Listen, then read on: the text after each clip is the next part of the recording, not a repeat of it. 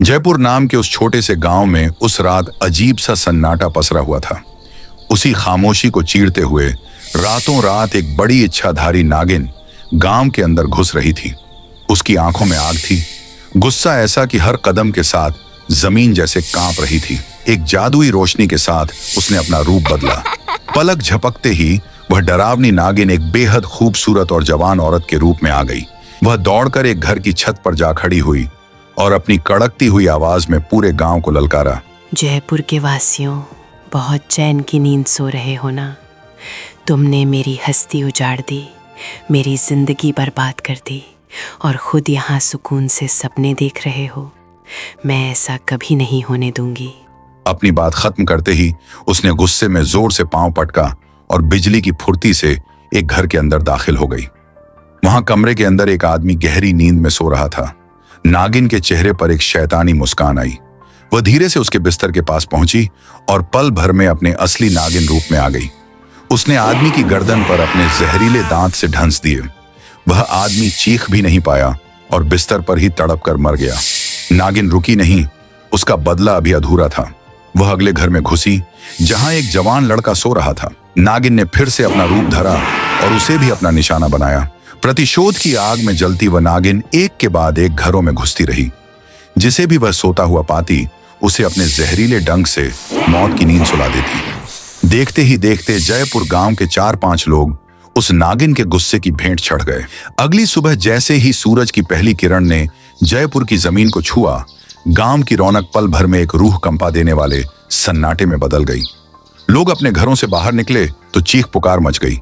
नागिन के शिकार हुए लोगों की नीली पड़ चुकी लाशें देखकर हर कोई गहरे सदमे में था। रातों रात हुई इन मौतों ने सबको हिलाकर रख दिया था। शुरुआत में किसी को कुछ समझ नहीं आया। लोगों ने इसे महज एक इत्तेफाक या कोई अचानक फैली बीमारी का नाम देकर खुद को तसल्ली दी और भारी मन से उस दिन को टाल दिया। लेकिन असली दहशत तो अभी बाकी थी।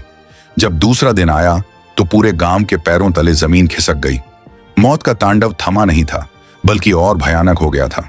उस रात भी उस इंतकामी नागिन ने किसी को नहीं बख्शा। अब जयपुर में डर का ऐसा माहौल छा गया कि लोग साए से भी डरने लगे।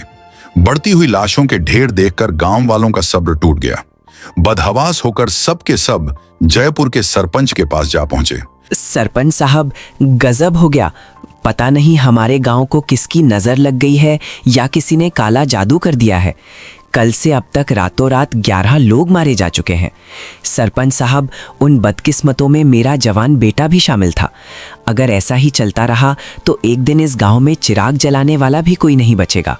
आप ही कुछ कीजिए सरपंच साहब, वरना हम सब मारे जाएंगे। शहर से आए डॉक्टर ने लाशें देखकर कहा है कि ये मौतें किसी मामूली बीमारी से नहीं, बल्कि किसी बेहद जहरीले नाग के काटने से हुई हैं। बचा लीजिए हमें। ये सब सुनकर सरपंच के माथे पर पसीना आ गया। वह खुद अंदर से बुरी तरह सहमा हुआ था, लेकिन अपनी लाचारी छुपाते हुए, देखिए गांव वालों, ये मामला वाकई बहुत पेचीदा और डरावना है, पर आप लोग थोड़ा सब्र रखिए, मैं सब संभाल लूंगा। मुझे पक्का यकीन है कि ये किसी भूत प्रेत का काम नहीं है, बल्कि इसके पीछे कोई गहरी साजिश या कोई और बला है। मैं इसका पता लगाकर रहूंगा, ये मेरा वादा है आपसे। सरपंच ने हिम्मत दिखाकर लोगों को कह तो दिया, लेकिन समझ नहीं आ रहा था कि वह उस अदृश्य मौत से अपने गांव को कैसे बचाएगा, जो हर रात चुपके से आती और लाशें बिछाकर चली जाती थी। सरपंच की रातों की नींद उड़ चुकी थी। वह बदहवास हालत में गांव के किनारे बनी एक जंगल की तरफ दौड़ा, जहां सिद्ध ज्ञानी बाबा थूंग थूंग का डेरा था। बाबा तंत्र विद्या और गुप्त शक्तियों के प्रकांड विद्वान माने जाते थे। बाबा थूंग थूंग ने अपनी आंखें खोली और गहरी आवाज में बोले, बालक, तुम्हारी शक्ल बता रही है कि तुम किसी बड़ी मुसीबत के घेरे में हो। चेहरे पर हवाइयां उड़ रही हैं। बताओ बच्चा, क्या परेशानी है? मेरे पास हर मर्ज की दवा और हर समस्या का समाधान है। सरपंच फूट फूट कर रोने लगा और हाथ जोड़कर बोला, बाबा, मैं क्या बताऊं, मेरा पूरा जयपुर गांव शमशान बनता जा रहा है। रातों रात लोग मर रहे हैं। शहर के डॉक्टर कह रहे हैं कि ये किसी नागिन का जहर है। मुझे भी पक्का यकीन है कि ये किसी नागिन का ही कहर है। बाबा, कुछ कीजिए। अगर ऐसे ही मौतें होती रहीं तो अगली बार मैं सरपंच तो क्या, इस गांव का नागरिक कहलाने लायक भी नहीं बचूंगा। मेरी लाज बचा लीजिए। बाबा थूंग थूंग कुछ पल के लिए मौन हो गए, फिर गंभीर स्वर में बोले, बालक, तुम्हारे गांव पर जो संकट मंडरा रहा है वो बहुत गहरा है। ये कोई साधारण नागिन नहीं बल्कि एक इच्छाधारी नागिन का काम है। वो किसी पुराने इंतकाम की आग में जल रही है और तुम्हारे गांव वालों से उसका कोई गहरा हिसाब बाकी है। उसका गुस्सा 7वें आसमान पर है, पर घबराओ मत, मैं इस रहस्य की जड़ तक जाकर रहूंगा। अगले दिन जैसे ही सूरज की पहली किरण जयपुर की गलियों में पड़ी, बाबा थूंग थूंग मैदान में उतर आए। उनके हाथ में एक प्राचीन जादुई बांसुरी थी। उन्होंने उस बांसुरी को अपने होठों से लगाया और एक अजीब सम्मोहक धुन बजानी शुरू कर दी। वह धुन पूरे गांव के सन्नाटे को चीर रही थी, मानो किसी को पाताल से खींचकर बाहर बुला रही हो। बाबा गलियों में घूम घूम कर बांसुरी बजा रहे थे ताकि उस नागिन को उकसाकर सामने लाया जा सके। जैसे ही बाबा एक पुराने खंडहर नुमा घर के पास पहुंचे, अचानक हवा का रुख बदल गया। नागिन बाबा के ठीक सामने प्रकट हो गई। पल भर में उसने अपना डरावना नागिन रूप त्यागा। वह बाबा की तरफ उंगली दिखाकर चिल्लाई, ऐ ढोंगी, तेरी हिम्मत कैसे हुई मुझे इस बीन की धुन से बुलाने की? क्या तू अपनी मौत को दावत दे रहा है? बंद कर इसे, वरना तेरा वो हाल करूंगी कि तू 7 जन्मों तक अपनी रूह का तड़पना नहीं भूल पाएगा। हट जा मेरे रास्ते से। बाबा थूंग थूंग ने बड़े ही शांत तरीके से भारी आवाज में ललकारते हुए पूछा, ऐ नागिन, रुक। पहले ये बता कि तू इन बेकसूर लोगों का खून क्यों बहा रही है? इस जयपुर गांव ने तेरा क्या बिगाड़ा है? अपनी नफरत की असली वजह बता, वरना मेरी ये बीन तुझे अभी इसी वक्त भस्म कर देगी। नागिन की आंखों में नफरत के साथ साथ दर्द के आंसू छलक आए। वह गुस्से में चीख कर बोली, बेकसूर? बाबा, यहाँ कोई बेकसूर नहीं है। सुनिए, उस दिन मैं और मेरा नन्हा बच्ची सड़क पार करके जंगल जा रहे थे।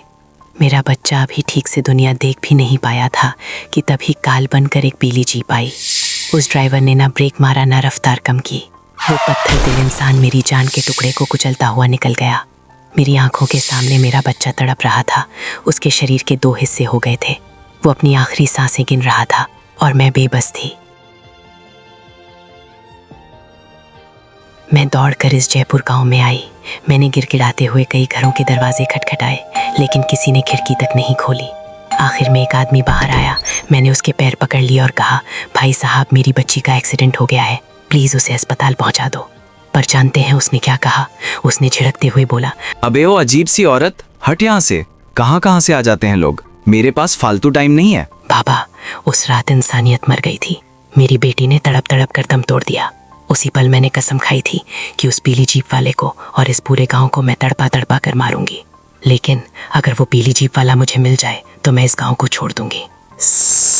बाबा थूंग थूंग का कलेजा कांप उठा। उन्होंने अपनी दिव्य दृष्टि से देखा और सच जानकर चौंक गए। उन्होंने कहा, नागिन, तेरा दुख बड़ा है। मुझे पता है वो पीली जीप किसकी है। पूरे इलाके में वो जीप सिर्फ एक ही शख्स के पास है, राइस स्टार। मैं तुझे उसका पता बता दूंगा, लेकिन मेरी एक शर्त है। उस गुनहगार को सजा देने के बाद तू इस गांव को हमेशा के लिए छोड़ देगी और किसी बेगुनाह को हाथ नहीं लगाएगी। नागिन ने अपनी जलती आंखों से वादा किया, मंजूर है, बस मुझे उसका दिल तक पहुंचा दो। अगले दिन शहर के एक बेहद आलीशान बंगले के सामने एक बला की खूबसूरत लड़की खड़ी थी। नागिन ने अपनी मायावी शक्ति से खुद को इतना हसीन बना लिया था कि कोई भी उसे देखकर सुध बुध खो दे। उसने बंगले की डोरबेल बजाई। कुछ ही देर में राइस स्टार सीढ़ियों से उतरकर नीचे आया। जैसे ही उसकी नजर सामने खड़ी लड़की पर पड़ी, वह मानो जम सा गया। नागिन ने एक कातिलाना मुस्कान के साथ कहा, राइस स्टार, मैं तुमसे बहुत प्यार करती हूँ। तुम्हारी पर्सनैलिटी, तुम्हारी बॉडी, मैं काफी समय से तुम्हें फॉलो कर रही हूँ। I love you. Rice star की आंखों में तुरंत हवस की चमक आ गई। उसने नागिन को ऊपर से नीचे तक निहारा और मुस्कुराते हुए बोला, आई लव यू टू सुंदरी। तुम जैसी अप्सरा को कौन मना करेगा? मैं तो खुद ऐसी ही लड़कियों की तलाश में रहता हूं और आज तो शिकार खुद चलकर आया है। आओ, आज की रात यादगार बनाते हैं। राइस स्टार उसे लेकर ऊपर अपने बेडरूम में चला गया। कमरे में पहुंचते ही राइस स्टार बेड पर बैठ गया और नागिन की तरफ गंदे इशारे करने लगा। उसे लगा कि उसने एक और जीत हासिल कर ली है। उसने नागिन को बाहों में भरने के लिए पास बुलाया। जैसे ही नागिन उसके करीब आई और फिर पलक झपकते ही उसने अपना असली रूप लिया और एक विशाल नागिन बनकर राइस स्टार के बदन को अपनी पूरी ताकत से जकड़ लिया। राइस स्टार गिड़गिड़ाता रहा, रोता रहा, लेकिन नागिन ने अपनी पकड़ तब तक ढीली नहीं की जब तक राइस स्टार की हड्डियों के टूटने की आवाज नहीं आई और उसकी सांसें हमेशा के लिए थम नहीं गईं। माँ का बदला पूरा हुआ